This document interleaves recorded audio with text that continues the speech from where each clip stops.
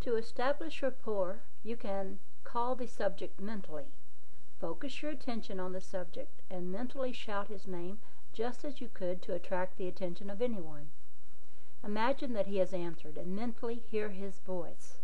Represent him to yourself inwardly in the state you want him to obtain.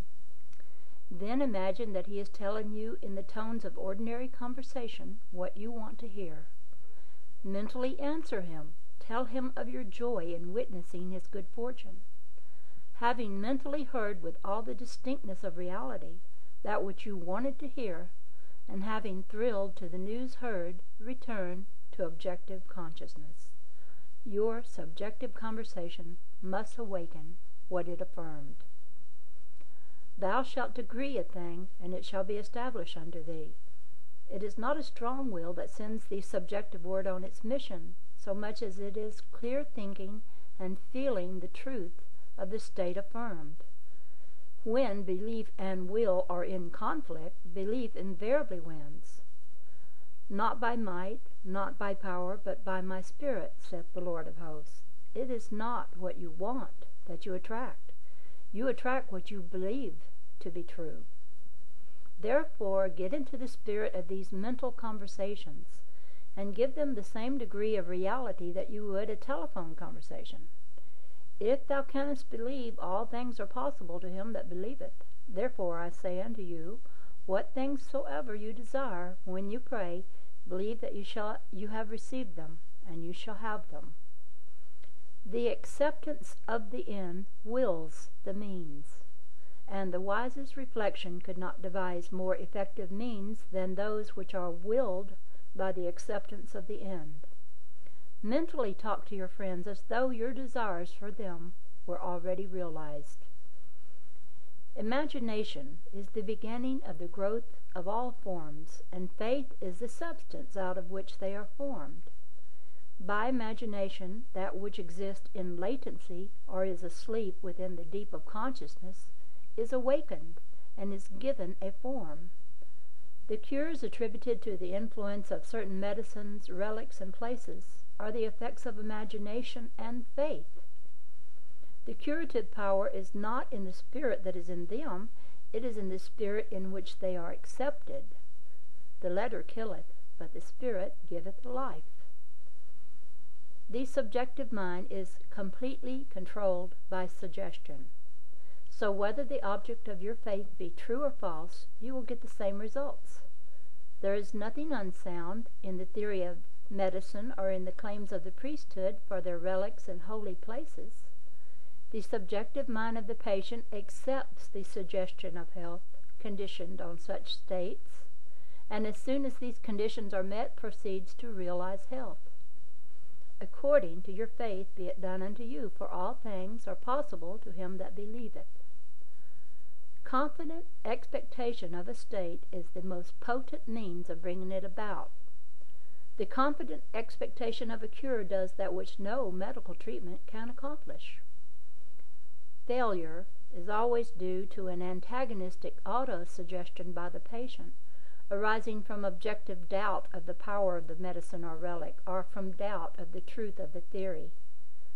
Many of us, either from too little emotion or too much intellect, both of which are stumbling blocks in the way of prayer, cannot believe that which our senses deny. To force ourselves to believe will end in greater doubt. To avoid such counter-suggestions, the patient should be unaware objectively of the suggestions which are made to him. The most effective method of healing or influencing the behavior of others consists in what is known as the silent or absent treatment, when the subject is unaware objectively of the suggestion given him. There is no possibility of him setting up an antagonistic belief. It is not necessary that the patient know objectively that anything is being done for him. From what is known of the subjective and objective processes of reasoning, it is better that he should not know objectively of that which is being done for him. The more completely the objective mind is kept in ignorance of the suggestion, the better will the subjective mind perform its functions.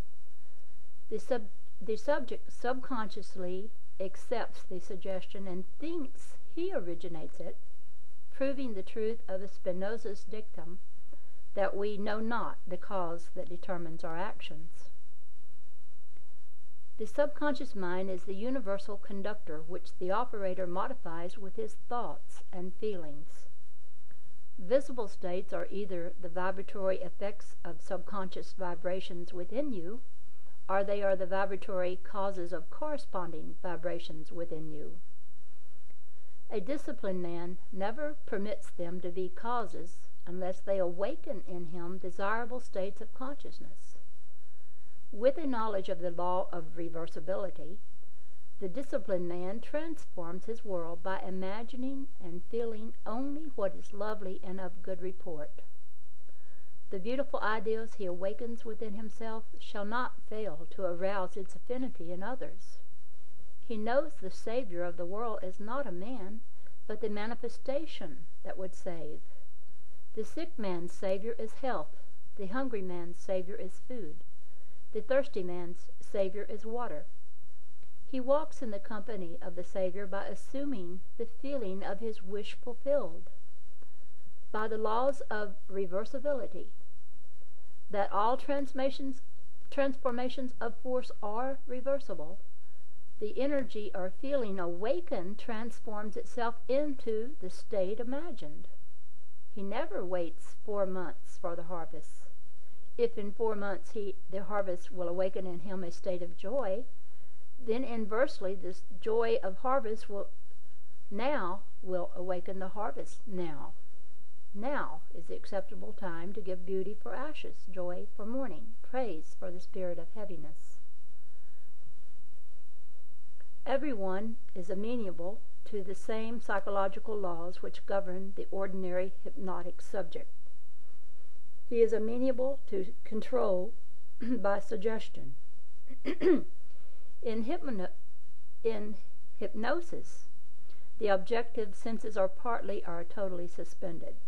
However, no matter how profoundly the objective senses are locked in hypnosis, the subjective faculties are alert and the subject recognizes everything that goes on around him. The activity and power of the subjective mind are proportionate to the sleep of the objective mind. Suggestions which appear powerless when presented directly to objective consciousness are highly efficacious when the subject is in the hypnotic state. The hypnotic state is simply being unaware objectively. In hypnotism, the conscious mind is put to sleep and the subconscious powers are exposed so as to be directly reached by suggestion. It is easy to see from this, providing you accept the truth of mental suggestions, that anyone not objectively aware of you is in a profound hypnotic state relative to you. Therefore, curse not the king, no, not in thy thought, and curse not the rich in thy bedchamber, for a bird of the air shall carry the voice, and that which hath wings shall tell the matter. That's from Ecclesiastes. What you sincerely believe as true of another, you awaken within them. No one need be entranced in the ordinary manner to be helped. If the subject is consciously unaware of the suggestion, and if the suggestion is given with conviction and confidently accepted by the operator as true, then you have the ideal setting for a successful prayer. Represent the subject to yourself mentally as though he had already done that which you desire him to do. Mentally speak to him and congratulate him on having done what you want him to do. Mentally see him in the state you want him to obtain. Within the circle of its action, every word subjectively spoken awakens objectively what it affirms. Incredulity on the part of the subject is no hindrance when you are in control of your reverie.